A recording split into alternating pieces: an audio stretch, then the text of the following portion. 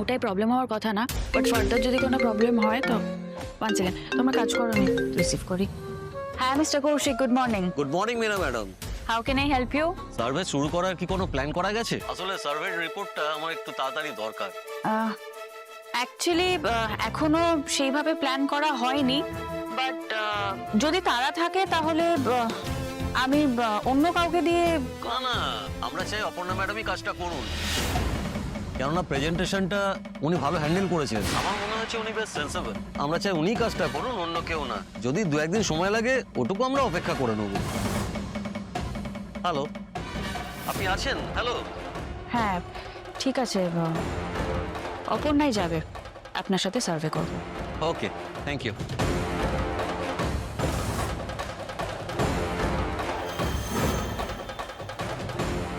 আরে কি ব্যাপার, কোথায় আগুন লেগেছে?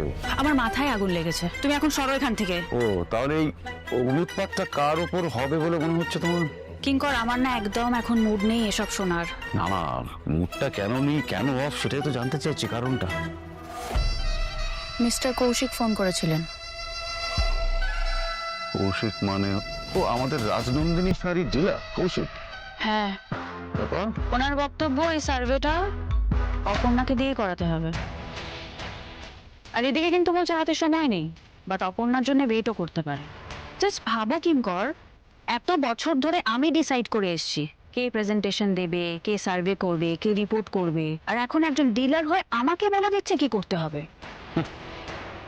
কিঙ্কর, না না না, এক্সট্রিমলি সরি। আসলে হঠাৎ করে না চোখের সামনে একটা ছবি ভেসে উঠলো। আমি দেখলাম তোমার চেয়ারে অপর্ণা বসে আছে। হোয়াট? হ্যাঁ। তুমি ওর সাথে আমাকে কম্পেয়ার করছো কিঙ্কর? ওয়েল, করুক, ওই এই প্রজেক্টটা করুক, তারপরে এই প্রজেক্টে কি করতে হয় সেটা আমি দেখে নিচ্ছি। চিত্ত যেটা ভয় শূন্য, উচ্চ যেটা শীর। তুমি মুখে যাই বলো না কেন মীরা ম্যাডাম, তুমি কিন্তু ভয় পেয়েছো, আর ভয় পেয়েছো বলেই তোমার তো রাগ হচ্ছে। আমি তোমাকে একটা কথা বলি, শোনো, এই মনের মধ্যে না এই সমস্ত ভয় রাগ একেবারে বাদ দিয়ে দাও। দেখবে নিজের মতো করে বাঁচতে পারছো, মাথা উঁচু করে দাঁড়াতে পারছো, না হলে কিন্তু বিপদ। এই লেকচারগুলো না আমি একদম এখন সহ্য করতে পারছি না। এটা লেকচার নয়, এটা অ্যাডভাইস। অপর্ণা, তুমি যে নামই ডাকো না কেন ওকে, ওই নামটা না একটা পাথরে খোদাই করা নামের মতো। তুমি যতবার তাকে ভাঙতে যাবে দেখবে নামটা এক্সিস্ট করছে। ঠিক আছে, ওই করুক এই প্রজেক্ট, এই সার্ভে রিপোর্ট সব করুক, তারপর তো আলটিমেটলি আমার হাতেই আসবে এগুলো। সেখানে কি করতে হয় সেটা আমি দেখে নিচ্ছি। প্রতিবার বেরো না, ঝড়ে পড়ে যাবে। এটা আমার কথা নয়, এটা একটা প্রাচীন প্রবাদ। কি জানো মীরা ম্যাডাম, কনফিডেন্স ভালো, কিন্তু তোমার তো আবার over. Enough, please enough.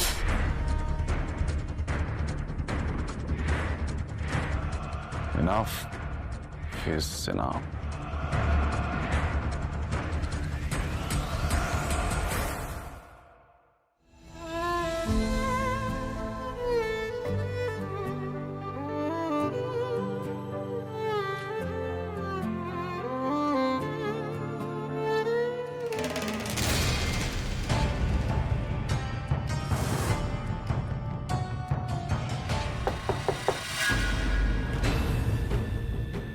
Ma'am, কাজ সব কমপ্লিট অপর্ণা?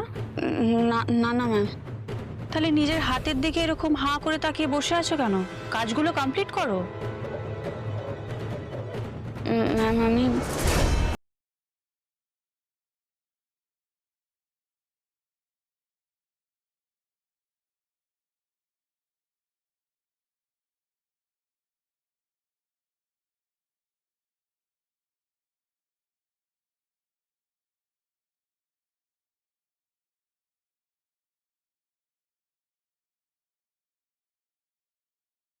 কিন্তু আসলে কিন্তু অপর্ণা, কাল থেকে সার্ভে আর এখনো তুমি কিন্তু কিন্তু করে যাচ্ছ, কিছুই জানো না। আর আই ডাউট তুমি রাজনন্দিনী শাড়ির ব্যাপারে কি জানো, মানে তার কোয়ালিটি, মার্কেটে কে প্রথম এনেছিল, এগুলো আদৌ জানো? এই সার্ভেগুলো কে করবে, তুমি করবে না আমি করব? না ম্যাম আমি অপর্ণা, তোমার প্রেজেন্টেশনটা না জাস্ট একটা ফ্লুক ছিল, ইয়োর লাক। এবার ইনভেস্টরদের সামনে যদি নিজেকে স্টুপিড প্রমাণ করতে না চাও, রিসার্চটা ঠিক করে করো। ম্যাম ম্যাম না, কাজ চাই আমার, কাজ।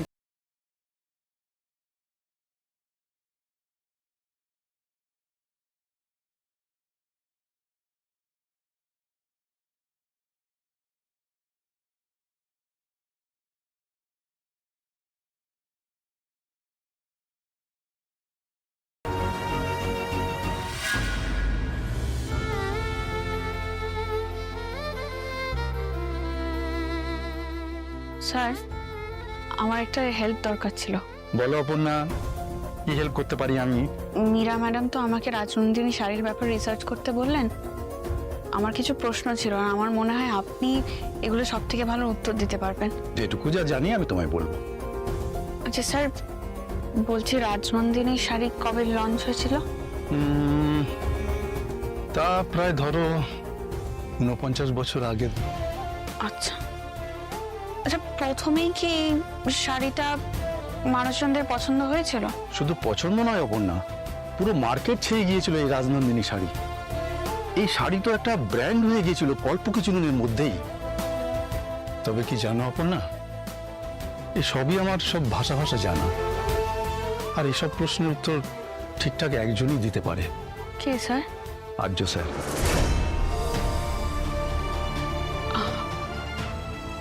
আর্য স্যার, আসলে আপনি যেটুকু জানেন সেটুকু বললেও হবে। জানবেই যখন, তখন ঠিকঠাক জানাটাই ভালো নয় কি?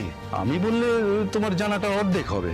এই রাজনন্দিনী শাড়ির রূপটাকে জানতে হলে এই শাড়ি যে ফ্যামিলি তৈরি করেছে তাদের কারোর কাছ থেকে জানাটাই উচিত হবে বলে আমার মনে হয়। কিন্তু স্যার, ওনাকে কিভাবে জিজ্ঞেস করবে ভাবছো, তাই তো? চিন্তা করো না, আমি একটা কাজে ওনার কেবিনেই যাচ্ছি আর তোমার ব্যাপারে কথা বলছি, ঠিক আছে?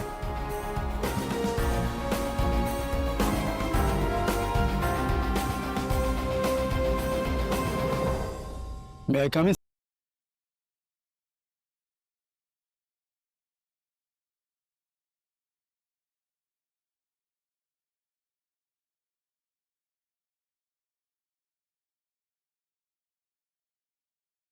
আর রিফান্ড পলিসির সব আপনি যদি একবার দেখে গো অ্যাহেড দেন, তাহলে আমরা নেক্সট স্টেপটার জন্য প্ল্যানিং শুরু করতে পারি।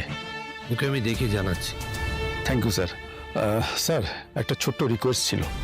Yes please. অপর্ণার রাজনন্দিনী শাড়ির ব্যাপারে ডিটেলসে জানতে চায়। তো এখানে আপনার থেকে বেশি নলেজ তো আর কারো নেই, তাই আপনি যদি এই ব্যাপারে ওকে একটু সাহায্য করেন। আসলে ও তো রিসার্চটা করছে, তাই রাজনন্দিনী শাড়ির ইতিহাস থেকে শুরু করে সমস্ত ইনফরমেশন ওকে পাঠিয়ে দিন। এখনই আসতে বলবো? হ্যাঁ, এখনই পাঠিয়ে দিন। Okay sir, thank you.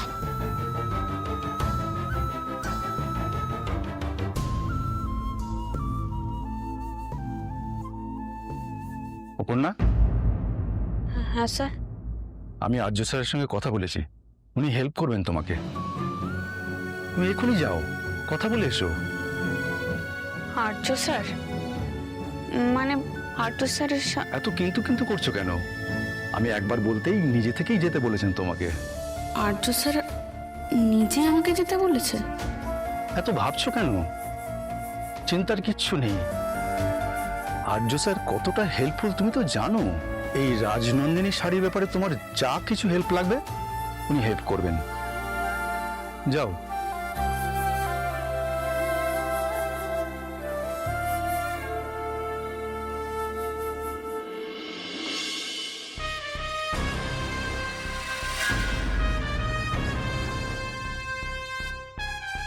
আসছি স্যার। এসেই তো গেছো, এসো। তোমার নাকি কিছু জানার আছে, বলো।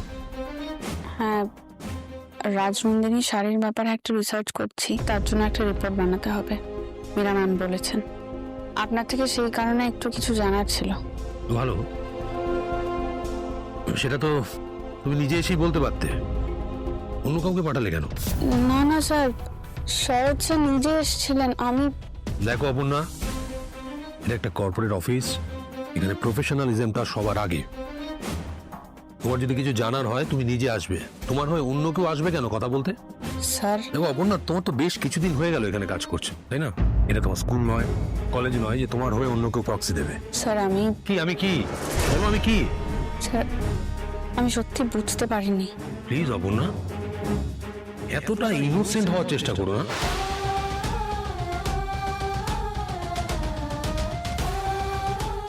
স্যার দেখো, রাজনন্দিনী শাড়ির ওয়্যারঅ্যাবাউটস জানার জন্য তুমি ডেটাবেস দেখতে, সব কিছু পেয়ে যেতে, একটু স্টাডি করতে।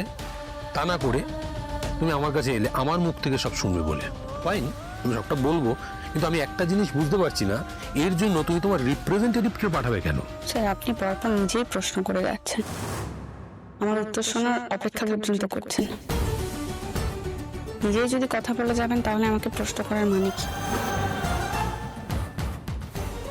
না তোমার ওয়েট 1 মিনিট দাঁড়াও। হ্যালো, আমি না বলো। স্যার সবাই কনফারেন্স রুমে চলে গেছে, তুমি এলেই তারপর। ওকে, ঠিক আছে, আমি আসছি।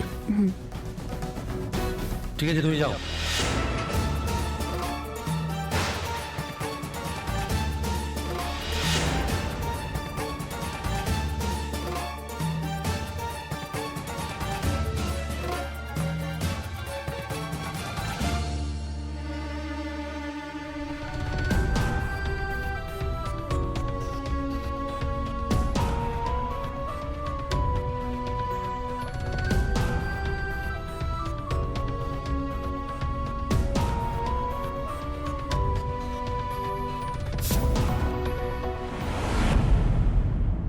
ওহ বাবা, সুমি একটু জল খাওয়াবে গো, বাইরে কি গরম।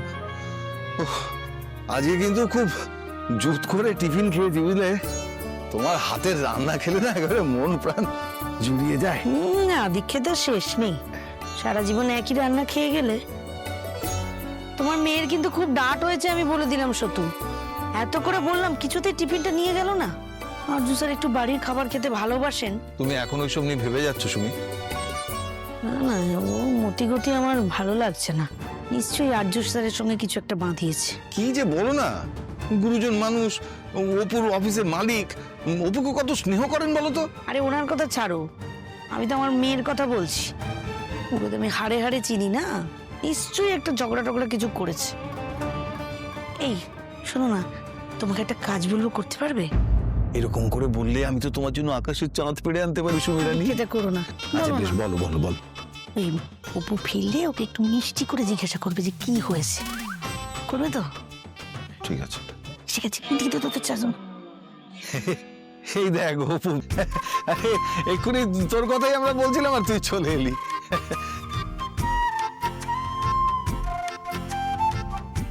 কিরে মা, বাড়ি ফিরে এবার ব্যস্ত হয়ে গেলি, আবার কোথাও বেরোবি নাকি?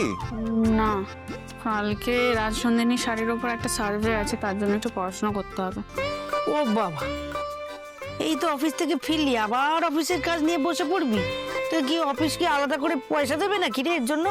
কি যে বলো না তুমি, নিশ্চয়ই কোনো জরুরি কাজ, তাই ওকে করতে হচ্ছে। মানে তুই বস, বসে কাজটা কর, বস বস বস। হ্যাঁ বস, আমি একটু বসি বাবা। উফ। বলছি তোর চোখ মুখ একেবারে বসে গেছে রে মা, খুব কাজের চাপ পড়েছে তাই না রে? সবাই তো আর নতুন বলে আমাকে ছাড় দেবে না। হ্যাঁ সেই তো। উফ বাবা, এই যা গরম, এই গরমেই মনে হয় সবার সাথে সবার ঝগড়া ঝামেলা লেগে যাচ্ছে। ইস্ট বেঙ্গল মোহন বাগান করছে লোকে, এই বালি সুগ্রীপের ঝগড়া, অশান্তি, মানে এসব কি বলছো সুমি?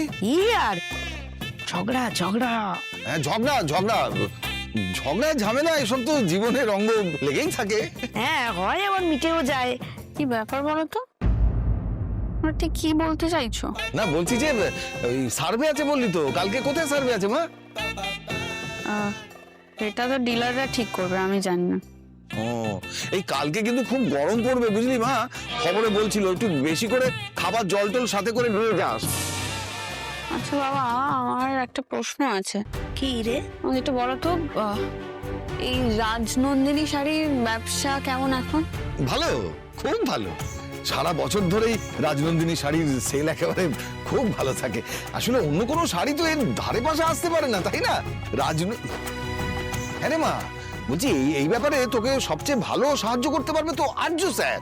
তো আর্য স্যারকে তুই এটা জিজ্ঞেস করিসনি? হ্যাঁ আর্য স্যার আর্য স্যারকে জিজ্ঞাসা করিসনি? জিজ্ঞাসা কর ফোন করে জিজ্ঞাসা কর না। ঠিক আছে, কাল তো ডিলাররা আসবে, তাদের সাথে কথা বললেই হয়ে যাবে।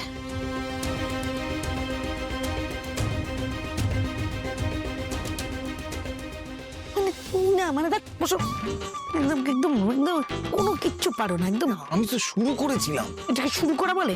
রাজ্যের উল্টো পাল্টা কথা, ভুলভাল। উল্টোপাল্টা কথা আমি বললাম, তুমি কোথা থেকে বালি সুগ্রীব মোহনবাগান ইস্ট বেঙ্গল ভুলভাল। তুমি ভুলভাল একবার একদম যাচ্ছে তাই একটা বল। আমি যাচ্ছি তাই।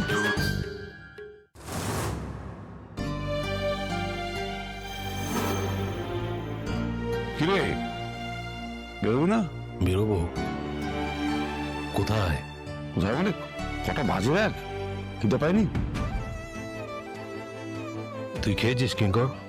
এই দেখো, তোকে একটা প্রশ্ন করলাম, তুই উল্টো আরেকটা প্রশ্ন করছিস। তোকে ছাড়া কোনোদিন খেয়েছি আমি? তুই যা, আমি আসছি। যা আসছি মানে? এখন তো কোনো কাজও নেই, চল বেরো। ওর কিছু ভালো লাগছে না কিঙ্কর, ইচ্ছে করছে না খেতে এখন। এই তোর কি হয়েছে রে? শরীর ঠিক আছে তো? শরীর ঠিকঠাকই আছে, মনটা ঠিক নেই। এই যা। আরেকবার বল, কি কি ঠিকঠাক কি নেই? কিঙ্কর ভালো লাগছে না প্লিজ। আরে ভালো লাগছে না বুঝতে পারছি, কিন্তু কি করলে ভালো লাগবে সেটা জানতে পারি কি? তুই খেয়ে নে না, আমার জন্য ওয়েট করিস না প্লিজ। আচ্ছা, আমরা এতদিনের বন্ধু, একসাথে এতগুলো পথ চলা, এক যাত্রায় পৃথক ফল কেন হবে? কেন জেদ করছিস বলতো? জেদ করছি না, আমি তো আমার কারণটা তোকে বললাম, কিন্তু তুই তোর মন খারাপের কারণটা এখন অব্দি আমাকে বলে উঠতে পারলি না। কারণটা আমি নিজেই জানি না, তবে এতটুকু বলতে পারি আমার কিচ্ছু ভালো লাগছে না, ব্যাস। না, এর পরের স্টেপটা কি? মানে তুই উদাস হয়ে কবিতা লিখবি? না, আমার বাবা বলতেন যে পেটে খেলে পিঠে সয়, খালি পেটে কিন্তু কবিতা হয় না আর্য। আর মা তো বলতেন খালি পেটে ঘুমও হয় না। ওটো টো টো টো টো টো টো। ভালো লাগছে না, তুই জান। আরে আর্য সিংহ ভাই সব মানায় না। ওটো ওটো ওটো ওটো। কি হচ্ছে নাকি কিঙ্কর? ওটো ওটো ওটো ওটো ওটো। আরে আমি পরে যাচ্ছি বলছি তো। ওটো। না, ওই না। আরে তো বড় মুশকিল। চলো চলো মানা জোর করে। চলো চলো চলো, এই তো এই তো পারফেক্টো। নাও। চলো চলো চলো চলো চলো চলো চলো চলো চলো।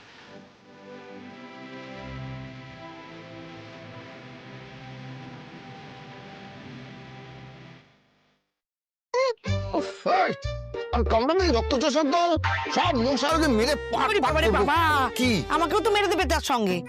আরে হুস হুস করছো, মশা কিন্তু ভয় পেয়ে যাচ্ছে, এরকম করো না।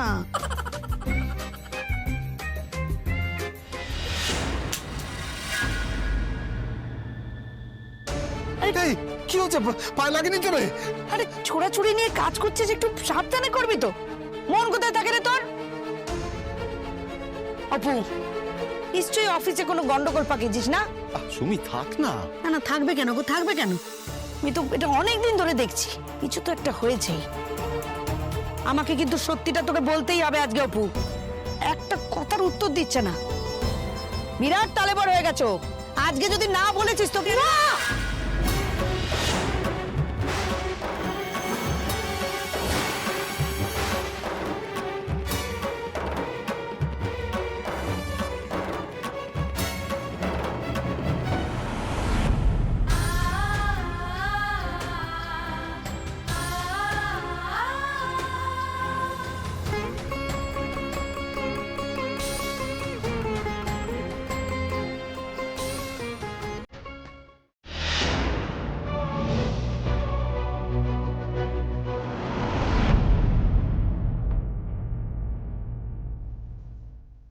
কি হলো?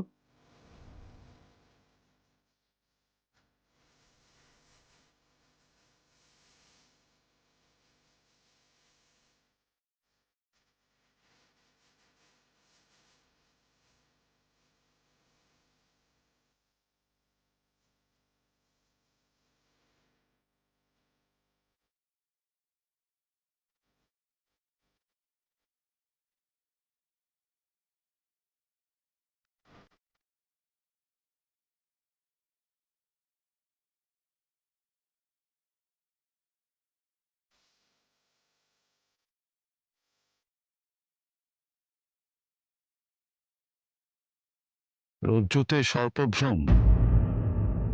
হুম?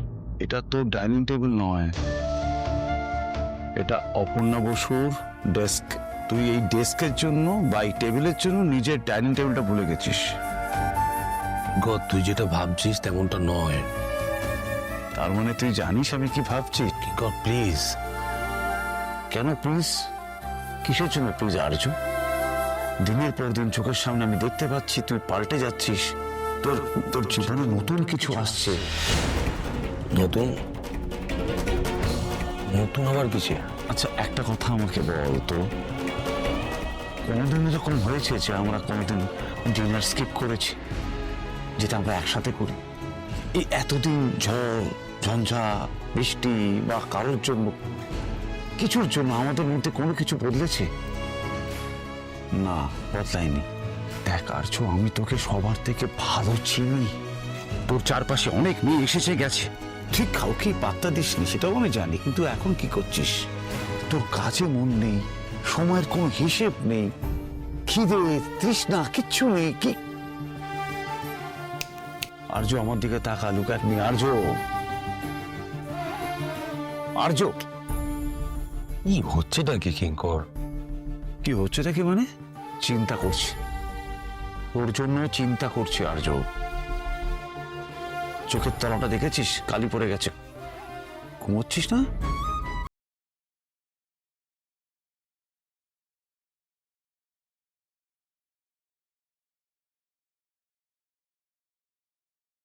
এই যে পেটে কনস্ট্যান্টলি কয়েকটা ছুঁচো ডন বৈঠক মারছে, কি দোষ বল? হাসছিস? হ্যাঁ, আমার পেটে ছুঁচো ডন মারছে আর তোর মনের মধ্যে প্রজাপতি ফরফরিং ফরফরিং। হ্যাঁ দেখ আর্য, সব বয়সে সবকিছু মানায় না। আচ্ছা আমাকে বল, তোর মধ্যে যদি কোনো বিচক্ষণতা থাকে তাহলে সেটা আমাকে গুছিয়ে বল, গুছিয়ে বল। আমি নিজেই জানি না কি হয়েছে। আমি বললাম তো কেভিনে, নিজেই উত্তর খুঁজে চলেছি। এই টাইপের কথাগুলো তুই আগেও আমাকে বলেছিস বহুবার। আমি বুঝতে পারছি না। হ্যাঁ, এগুলো কি? আমি একদমই এগুলো আমি বিশ্বাস করতে পারছি না। আর্য সিংহ রায় কিছু বুঝতে পারছে না। I cannot simply believe that. Meaningless. জীবনের থ্রিলটা কোথায় বলতো? আমরা কেউই পর মুহূর্তে কি হতে চলেছে সেটা জানি না। যেটা হওয়ার সেটা এমনি হবে। কেউ কোনোদিন পাল্টাতে পারেনি, পারবেও না। না কিঙ্কর, না আর্য সিংহ রায়, কেউ না। এসব তুই বুঝবি না, ছেড়ে দে। তাই তো, আমি তো কিছুই বুঝবো না। দেখ, আমি যখনই জীবনে কখনো বিপদে পড়েছি, কোনো প্রশ্নের উত্তর খুঁজে পাইনি, তখন আমি বাবা কিঙ্করের শরণাপন্ন হয়েছি। তখন বাবা কিঙ্কর যা বলেছে আমি তাই করেছি। আজও তার অন্যথায় হবে না। বাবা কিঙ্করের খিদে পেয়েছে, আমাকে যেতে হবে। চল চল।